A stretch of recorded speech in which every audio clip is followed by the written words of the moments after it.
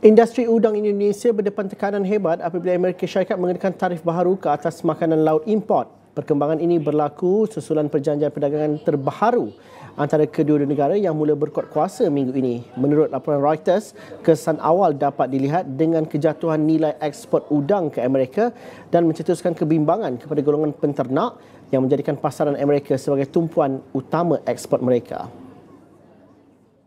Di ladang udang seluas 200 hektar di barat daya Pulau Jawa, lava udang yang baru berusia sebulan dibesarkan di kolam-kolam ternakan untuk dihantar ke restoran-restoran di Amerika Syarikat.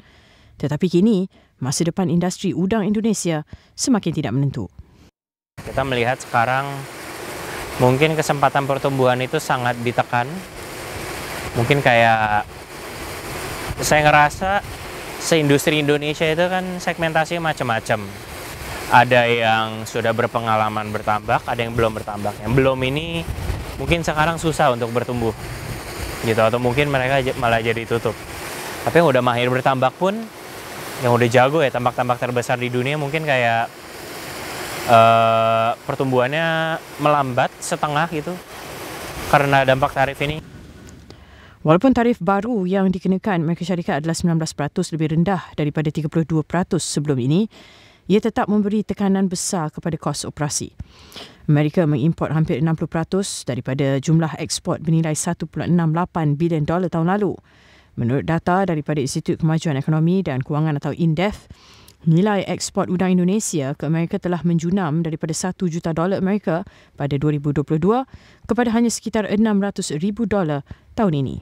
Tarif ini kan sebenarnya bukan hanya mentarifkan kita, tapi itu mentarifkan warga Amerika juga. Saya yakin di sisi itu, misalnya tarif 20%, sekitar setengah atau lebih dari setengah itu, ya sekitar setengah lah, itu ditalangin oleh warga-warga Amerika kan. Jadi mereka itu daya belinya juga berkurang, alhasil ya mau nggak mau mereka berkurang jumlah demand yang koreksi.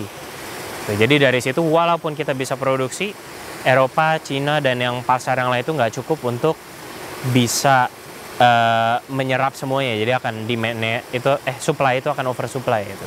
Kalau hari ini saja dengan tambahan 10% tarif, itu sektor udang juga sudah mulai goyang gitu. Dan importir di sana juga pada akhirnya mengatakan siapa yang harus menanggung biaya tarif ini, 10% ini gitu.